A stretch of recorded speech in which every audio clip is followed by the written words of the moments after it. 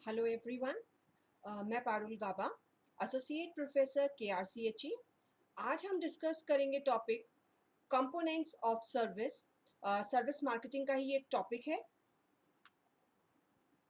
सबसे पहले मैं स्लाइड नहीं दिखाऊंगी कि कंपोनेंट्स होते क्या हैं।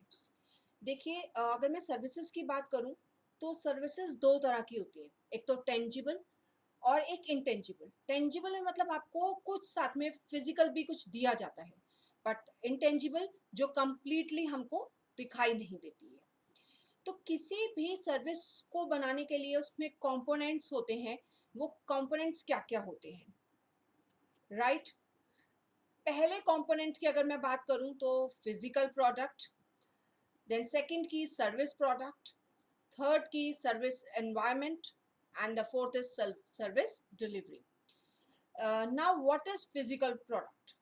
हमें सबको पता है फिजिकल प्रोडक्ट। अगर हम किसी मार्केट में जाते हैं, हम किसी से शॉपकीपर से कहते हैं हमें कोई प्रोडक्ट दीजिए, तो जो वो हमें फिजिकल फॉर्म में देता है, चाहे वो आप सोप कह लीजिए, आप कोलगेट कह लीजिए, हम उसको प्रोडक्ट भी कहते हैं। मैं फिजिकल प्रोडक्ट की ही बात कर रही हूँ।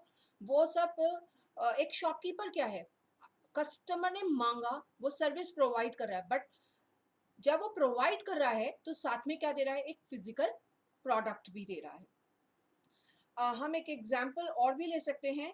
कुछ सर्विसेज जो होती हैं हमें फिजिकली कुछ दिखाने पर मिलती हैं। जैसे कि अगर मैं मेडिकल पे जाती हूँ तो मुझे वो मेडिसिन तभी देता है जब मैं डॉक्टर का प्रिस्क्रिप्शन दिखाती हूँ। तो something tangible I am showing to that person, और फिर वो मुझे इन रिटर्न मेडिसिन दे रहा है। इसी तरीके से अगर मैं डॉक्टर के पास जाती हूँ तो वो सबसे पहले मुझसे क्या मांगता है, मेरी रिपोर्ट्स। तो कुछ सर्विसेज ऐसी होती हैं जिसमें आप कुछ फिजिकल दिखाते हैं, तब जाकर आप सर्विसेज अवेल कर पाते हैं, राइट?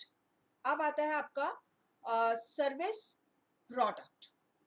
अब सर्विस प्रोडक्ट क्या होता है कि जब भी हम सर्विसेज देते हैं जो इनटेंजिबल होती हैं, राइट, वो सर्विस प्रोडक्ट में आती है बेसिकली।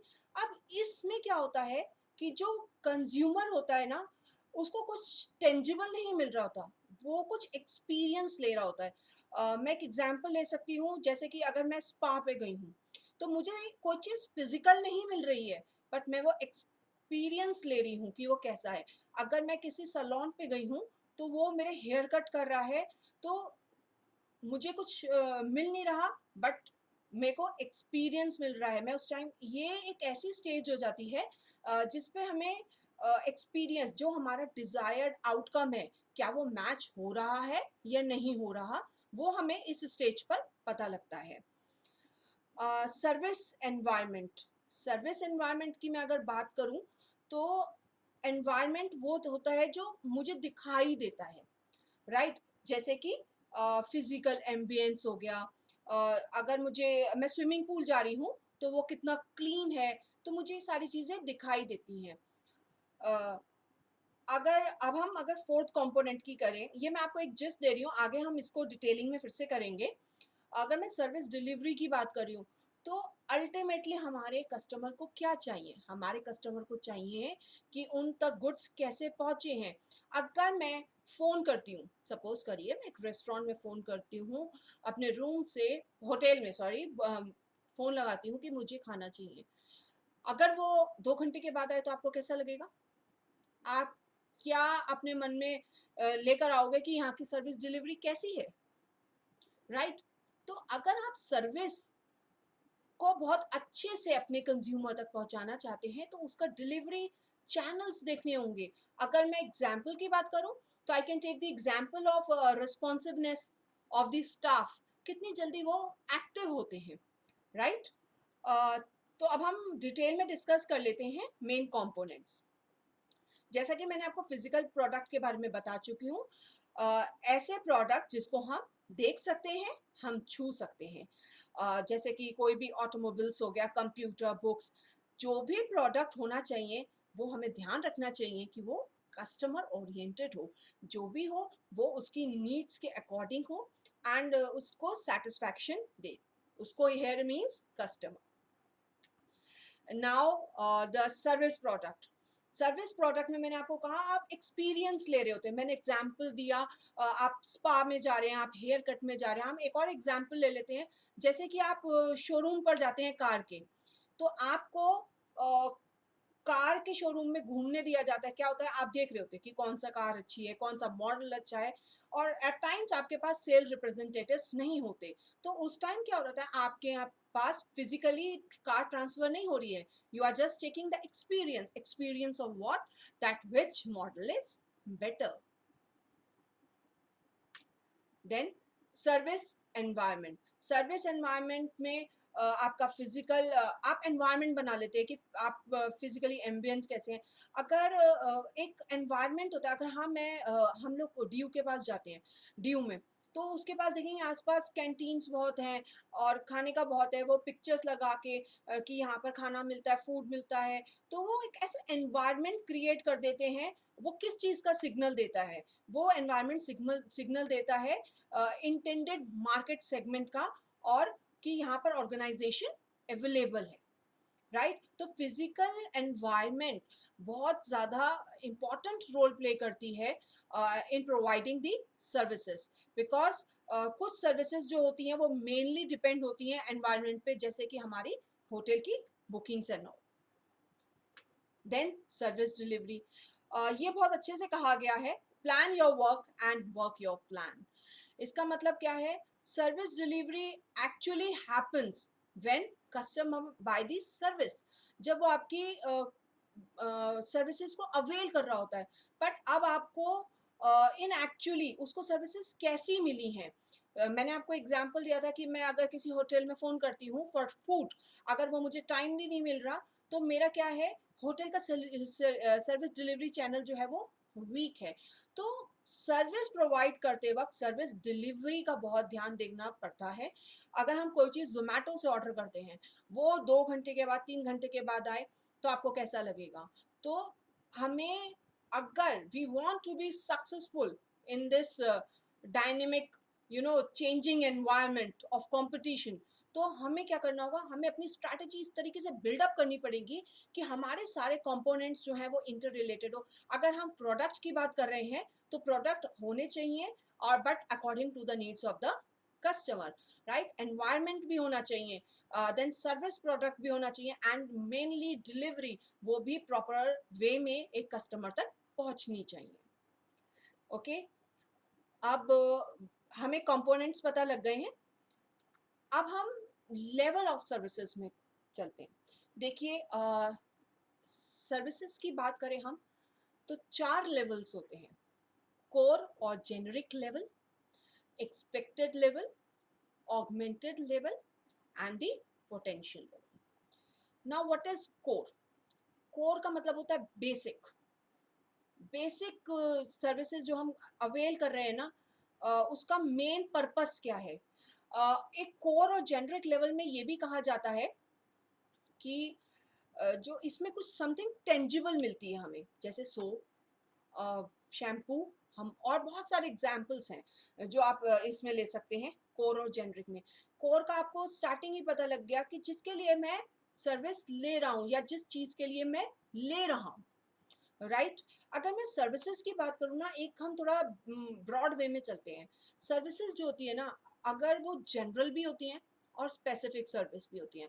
नाउ जनरल सर्विस क्या होती है, अगर मैं एग्जांपल लूँ दिल्ली मेट्रो का, तो दिल्ली मेट्रो सबके लिए ओपन है, राइट। इसमें ये तो नहीं है कि आप जा सकते हो, मैं नहीं जा सकती हूँ, मैं जा सकती हूँ, आप नहीं जा सकते, इस तरह का तो नहीं है। तो जनरल सर्विसेज का मतलब होता है जो सब अवेल कर सकते हैं। स्पेसिफिक सर्विसेज का मतलब होता है, मैं एक रेस्टोरेंट में गई और मैंने एक फूड ऑर्डर करा, तो वो किसके लिए है, सिर्फ मेरे लिए है, दैट इज स्पेसिफिक सर्विसेज। हम कोर हम समझ चुके हैं, जेनरिक जिसमें कुछ टेंजिबल मिलता है, ये बेसिक होता है, जो मतलब बेसिक चीज़ होती है। अगर मैंने होटल में रूम लिया है, तो मेरा बेसिक पर्पस है उसमें रहना, उसकी एडिशनल सर्विसेज जो है, सप्लीमेंट्री सर्विसेज, वो अलग है, जैसे swimming pool, spa, gym etcetera. Then we come to the expected level. Expected level का मतलब क्या होता है, देखिए कोई भी कंज्यूमर जब सर्विस अवेल करता है, तो उसकी कुछ एक्सपेक्टेशंस होती हैं। एक्सपेक्टेशंस मतलब एक मिनिमम स्टैंडर्ड कि इतना तो होगा ही होगा। अगर मैं किसी रेस्टोरेंट में जाती तो मैं ये मान के चलती हूँ कि इनके मेन्यू में खाना और पानी तो होगा ही होगा, बेसिक होगा। मैं ये नहीं कहती कि कॉन्टिनेंटल भी होगा, मैक्सिकन फूड भी होगा, जापानीज फूड भी होगा। एक्सपेक्टेड है कि यहाँ पर है तो ये बेसिक चीज़ें तो होंगी होंगी, expected level of services. Now augmented level क्या होता है? कई बार क्या होता है, हम जो सर्विसेज प्रोवाइड करते हैं ना उसके साथ कुछ और भी सर्विसेज प्रोवाइड करते हैं। हम एक एग्जांपल ले लेते हैं HDFC बैंक का। HDFC बैंक को नंबर 1 बैंक माना गया है। वो किस लिए माना गया है कि ये बैंकिंग सर्विसेज बहुत अच्छी करती है, बट समथिंग अदर ऑल्सो, मतलब कुछ एडिशनल भी करती है। क्या क्या? इनकी ऑनलाइन सर्विसेज भी बहुत अच्छी हैं, इनके ATMs भी बहुत अच्छे हैं।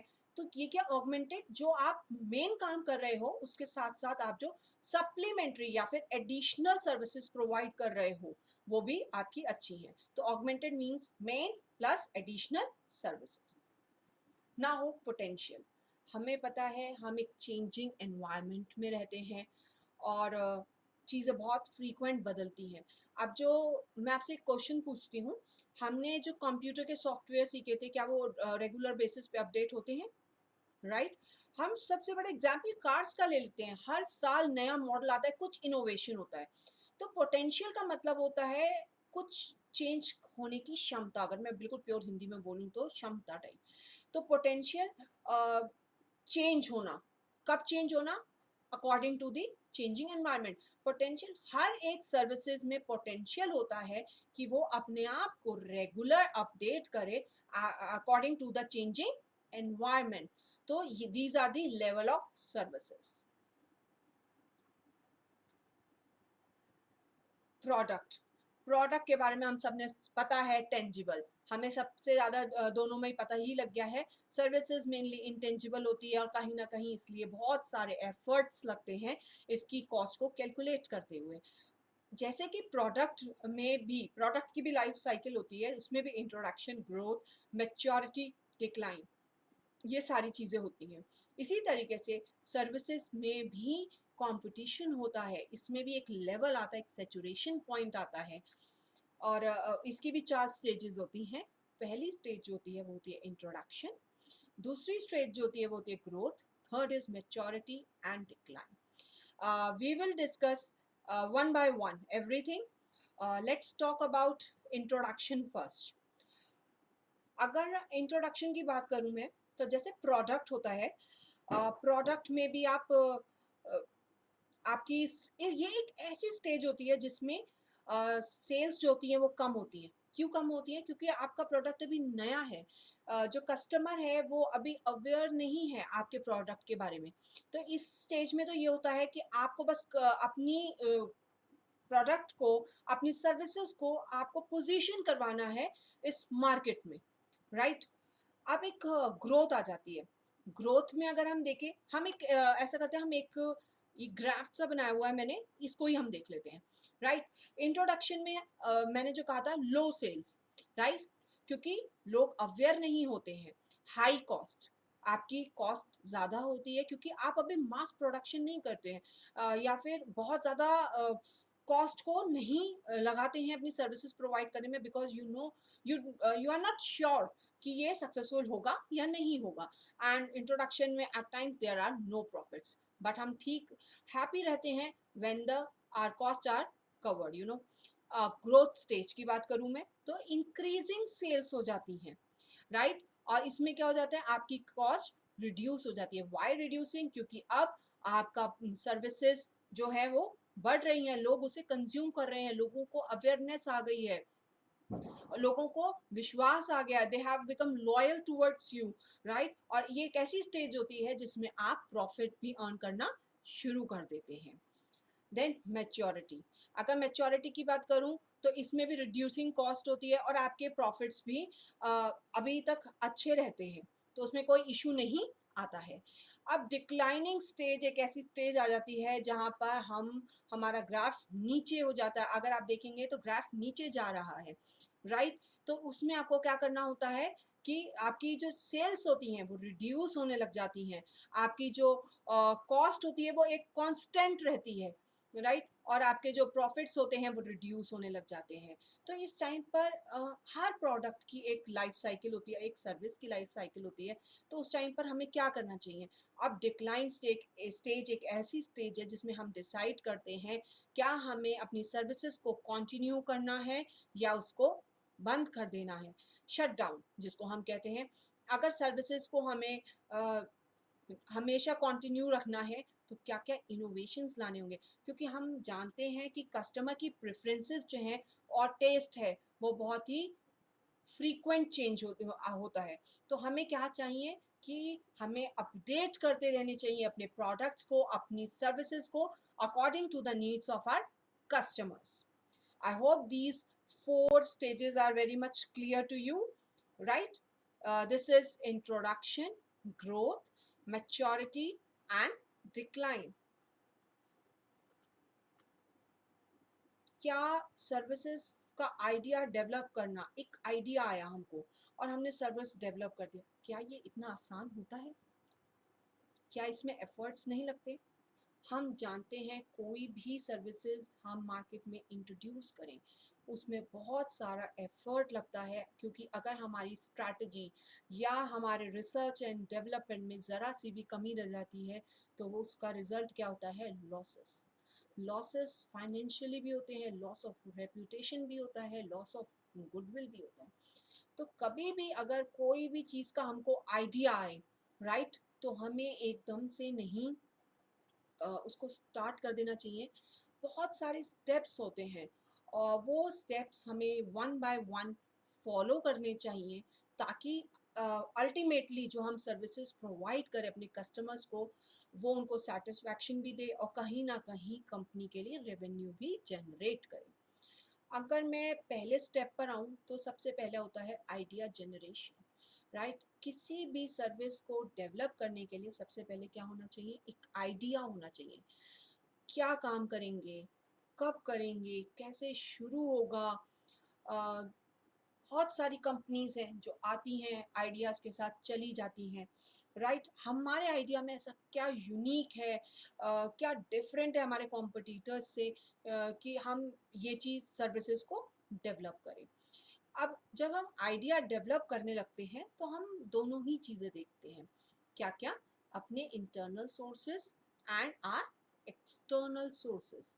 इसी के बेसिस पे कई बार हम बहुत बड़े बड़े सपने देख रहे होते हैं, हम ऐसा करेंगे, हम ये बनाएंगे, हम ये प्रोवाइड करेंगे, 5 स्टार होटल बनाएंगे। क्या ये फिजिबल है? आपके पास अपने रिसोर्सेज हैं, आपको कोई भी आइडिया जब आप डेवलप करते हैं तो हमें उसकी फिजिबिलिटी भी ज़रूर देखनी चाहिए। क्या ये प्रैक्टिकल है? ऐसा मुमकिन हो पाएगा? तो जब हम आइडियाज़ को देखते हैं तो definitely we take into account both the internal as well as external sources. Idea screening, ठीक है। बहुत सारे आइडियाज़ आते हैं, एन नंबर ऑफ आइडियाज़। अगर मैं ही अगर कोई बच्चे से पूछूं स्टार्टअप करने का, आज ये करना है, कल वो करना है, तो आइडियाज़ बहुत सारे आते हैं। हमने एमपीओबी में भी पढ़ा है ना, प्लानिंग के बहुत सारे ऑल्टरनेटिव्स होते हैं, बट हमें कौन सा ऑल्टरनेटिव चूज़ करना होता है विच इज़ बेस्ट वन। तो आइडिया स्क्रीनिंग में हम देखते हैं, स्क्रीन करते हैं कि कौन से यूज़फुल हैं और कौन से यूज़फुल नहीं है। और जो यूज़फुल हैं वो हमारे कंपनी के फाइनेंशियल गोल्स और वैल्यूज से मिलते हैं। आइडिया तो आपने ले लिया और स्क्रीनिंग में आपको ये भी देखना होगा कि उस आइडिया को पूरे करने के लिए फाइनेंसेस जो हैं आपके पास अवेलेबल हैं या नहीं है, और जो फाइनेंशियल गोल है आपकी ऑर्गेनाइजेशन का वो इसको सपोर्ट कर पा रहा है या नहीं कर पा रहा। वैल्यूएबल, जो आपकी लाइन है, अब मैं सपोज मेरी ऑर्गेनाइजेशन की टैग लाइन है इको फ्रेंडली प्रोडक्ट्स और मैं क्या बेच रही हूँ? क्रैकर्स। तो और आइडिया क्या है? दिवाली आ रही है तो हम क्रैकर्स बनाते हैं। तो क्या ये मेरी कंपनी के वैल्यूज से मिलता है आइडिया? तो आइडिया स्क्रीनिंग में हम दो चीज़ों पर फोकस करते हैं, एक तो customer value and financial goals and organisational goals also. Concept development and testing, ये हमारी थर्ड स्टेज होती है सर्विस डेवलपमेंट प्रोसेस में।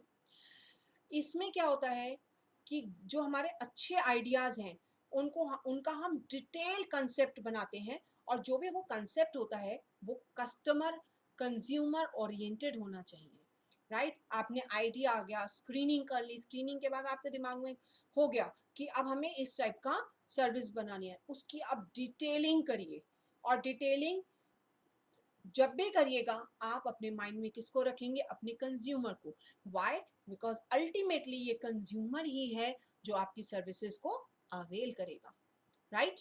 Then development of marketing strategy. Development of marketing strategy ये क्या है?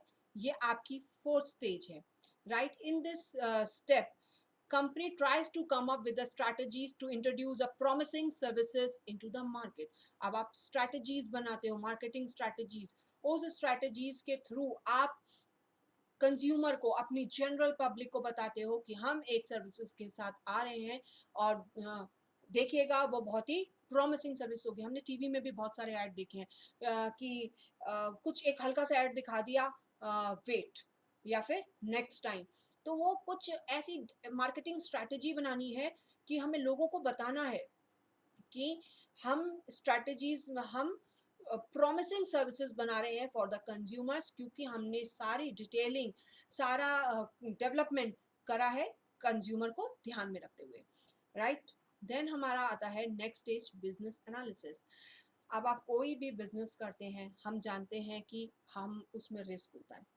जब हम बिजनेस ओपन करते हैं तो हमारा शुरू में इंट्रोडक्शन स्टेज में यही एक रहता है कि एटलीस्ट कॉस्ट कवर हो जाए, fixed cost, variable cost, right. तो अब हमने सोच लिया, स्ट्रैटेजीज भी सोच ली, आइडिया स्क्रीनिंग, डेवलप, डिटेल हो गया, सब कुछ हो गया, बट हमें क्या करना है, अब हमें उससे रिलेटेड एसोसिएटेड रिस्क को भी देखना है। हमें प्रोजेक्ट करनी है कितनी सेल्स होंगी, कितनी रेवेन्यूज होंगी। तो एक विग्रस हम R&D करते हैं, रिसर्च एंड डेवलपमेंट।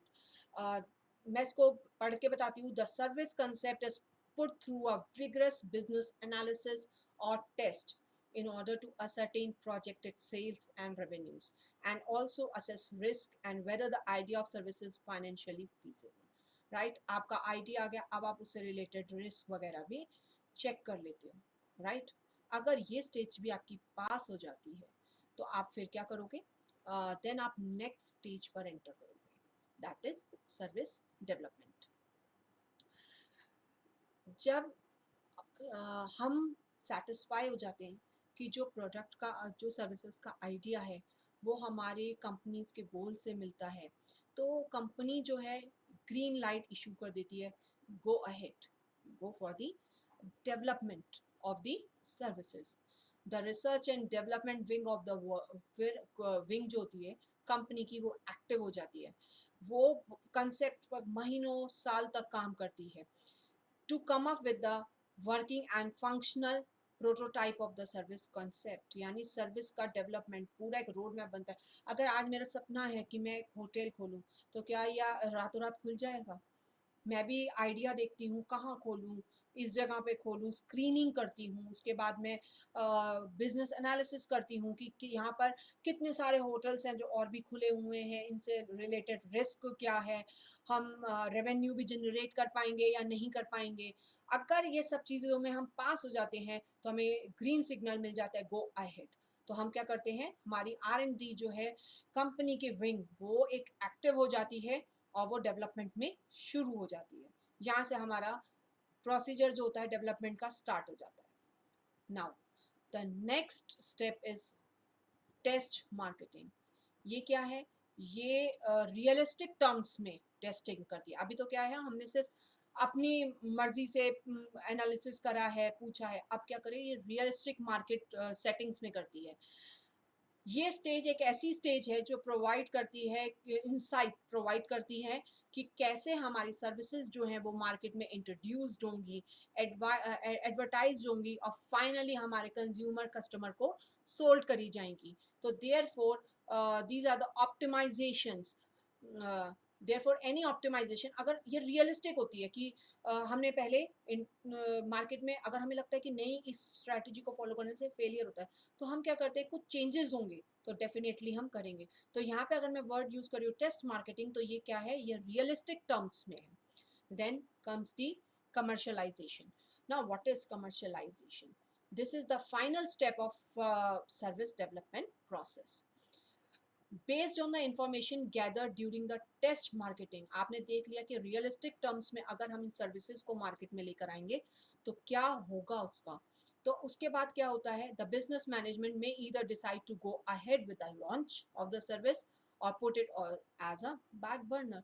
जब आपकी रियल टेस्टिंग हो जाती है, उससे आपको रिजल्ट्स जो हैं वो रियलिस्टिक टर्म्स में मिल जाते हैं। जब रियलिस्टिक टर्म्स में मिल जाते हैं तो अब मैनेजमेंट, अगर तो वो सक्सेसफुल होता है तो मैनेजमेंट कह सकती है, डिसाइड कर सकती है to the launch of the product और द सर्विस, और अदरवाइज इसको पीछे रख दिया जाएगा कि अब इसमें इम्प्रूवमेंट की ज़रूरत है and this is not the right time to introduce और launch the services and product in the market. Therefore हमें इस पर थोड़ा काम करना है, तो वो भी स्टॉप कर दिया जाता है। So therefore I just want to say ki that service development process is not very easy. It's a rigorous process and it involves lot of efforts. First is idea generation, second is idea screening, third is concept development and testing, then the development of marketing strategy, business analysis, service development, test marketing, commercialization is the final step. सो आज के lecture में हमने पढ़ा है components of services, जो कि मैंने 4 components बताए हैं। आफ्टर दैट हमने पढ़ा है 4 levels of services. After that हमने पढ़ा है life cycle of the services and the last one is how to develop new services. उसका हमने पूरा प्रोसीजर या कह लीजिए प्रोसेस पूरा डिटेल में पढ़ा है। आई होप मैंने आपको जितना पढ़ाया होगा वो उतना आपको अच्छे से समझ में आया होगा। Thank you so much, thank you for listening me, thank you.